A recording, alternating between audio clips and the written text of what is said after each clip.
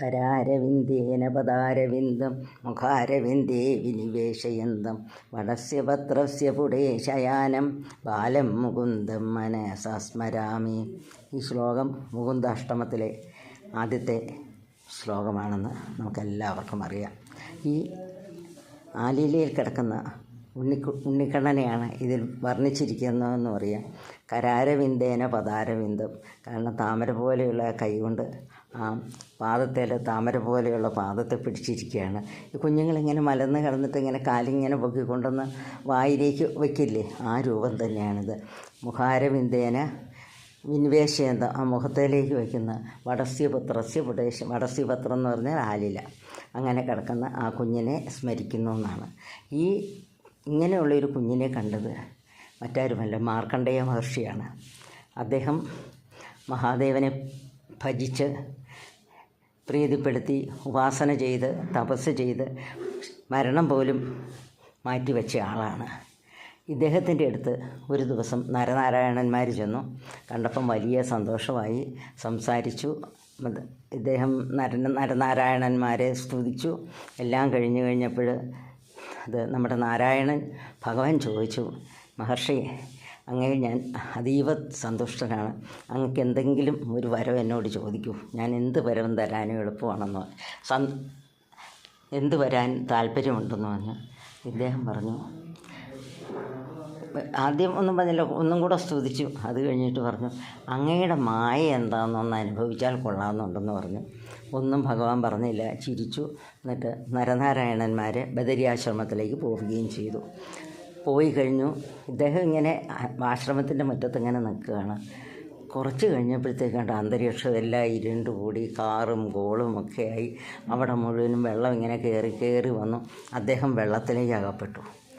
വേറൊന്നും കാണാനില്ല. അപ്പോഴത്തേക്കും ഭൂമിയില്ല, ആകാശമില്ല, ഒന്നുമില്ല, വെള്ളം സർവത്ര. അങ്ങനെ വെള്ളത്തിൽ ഇദ്ദേഹം മുങ്ങി താഴ്ന്നു, വെള്ളം കുടിച്ചു, പിന്നെ ഒഴുകിപ്പോയി. അങ്ങനെ വെള്ളത്തിൽ കര കാണാതെ ഇദ്ദേഹം അങ്ങനെ കയ്യും കാലും ഇട്ടടിച്ച് ആകപ്പാടെ വിഷമിച്ചു. അദ്ദേഹത്തിൻ്റെ ഒന്നും അദ്ദേഹത്തിന് അറിയാൻ പാടില്ല. ഒരു മറവി എന്ന് പറഞ്ഞു കഴിഞ്ഞാൽ എല്ലാം മറന്നു. അങ്ങനെ ഒരവസ്ഥയിൽ അദ്ദേഹം ഇങ്ങനെ കിടക്കുകയാണ്. അങ്ങനെ നിന്നപ്പോഴുണ്ട് കുറേ, അദ്ദേഹത്തിൻ്റെ പേര് 1000 വർഷങ്ങളൊക്കെ ഇങ്ങനെ കഴിഞ്ഞെന്നാണ്. അങ്ങനെ നോക്കിയപ്പോൾ ഒരു ചെറിയ വെട്ടം കണ്ടു. അങ്ങോട്ട് നോക്കിയപ്പോഴുണ്ട് ഒരു ആൽവൃക്ഷം. ആ ആൽവൃക്ഷത്തിൻ്റെ വടക്ക് കിഴക്കേ കൊമ്പിൽ ഒരു ഉണ്ണി അങ്ങനെ ആലിലേക്ക് കിടക്കുകയാണ്. ആ ഉണ്ണിയുടെ രൂപമാണ് നമ്മളിവിടെ. ആ ഉണ്ണിയെ നോക്കിയപ്പോൾ അതൊരു മരതക കട്ടയാണ്. അതുപോലെ സൗന്ദര്യമുള്ള, എവിടെയും സൗന്ദര്യം ഇങ്ങനെ വഴിഞ്ഞൊഴുകുകയാണ്. നമ്മൾ കേട്ടിട്ടില്ലേ, സൗന്ദര്യോത്തരതോപി സുന്ദരതരം എന്നൊക്കെ എന്ന് പറയുന്ന പോലെയാണ് നമ്മുടെ കണ്ണൻ അവിടെ കിടക്കുന്നത്. ഇദ്ദേഹം അത് കണ്ടു. അടുത്തേക്ക് ചെല്ലാൻ ശ്രമിച്ചു. അപ്പോഴത്തേക്കും ആ കുഞ്ഞൊന്ന് ശ്വാസമെടുത്തു. ഇദ്ദേഹം ആ ശ്വാസത്തിൽ കൂടി അകത്തേക്ക് പോയി. അകത്ത് ചെന്ന് കഴിഞ്ഞപ്പോഴത്തേക്ക് ഇദ്ദേഹത്തിൻ്റെ ആശ്രമവും ഭൂമിയും ഇവിടെയുള്ള പർവ്വതങ്ങളും നദികളും എല്ലാം ഇദ്ദേഹം ഇങ്ങനെ കാണുകയാണ്. അത് കഴിഞ്ഞ് ഉടനെ തന്നെ ആ കൊച്ചൊന്ന് ശ്വാസം പുറത്തേക്ക് വിട്ടു.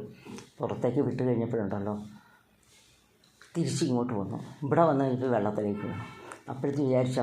അപ്പോഴത്തേക്ക് ഇട്ടൊക്കെ അങ്ങ് മാറി. അവിടെ ഇങ്ങനെ നല്ല വെളിച്ചമായി.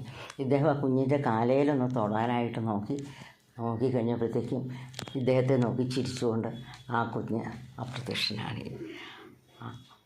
അദ്ദേഹം നോക്കിക്കഴിഞ്ഞപ്പോൾ അന്നത്തെ വെള്ളമൊന്നുമില്ല. നോക്കിക്കഴിഞ്ഞപ്പോഴുണ്ടല്ലോ, അദ്ദേഹത്തിൻ്റെ ആശ്രമത്തിൻ്റെ മുറ്റത്ത് തന്നെ നിൽക്കുകയാണ്. അങ്ങനെ എന്തായാലും വിഷ്ണുവായ എന്താണെന്ന് അദ്ദേഹം അനുഭവിച്ചറിഞ്ഞു. ഇല്ലാത്തത് എങ്ങനെ അനുഭവിക്കുന്നതാണല്ലോ, ഇത് ഉണ്ടെന്ന് തോന്നുന്നതാണല്ലോ. അങ്ങനെ അനുഭവിച്ചു കഴിഞ്ഞു. അങ്ങനെ ആ സന്ദർഭത്തിൽ കണ്ടതാണ് ഈ ഉണ്ണിയുടെ അതിമനോഹരമായ രൂപം.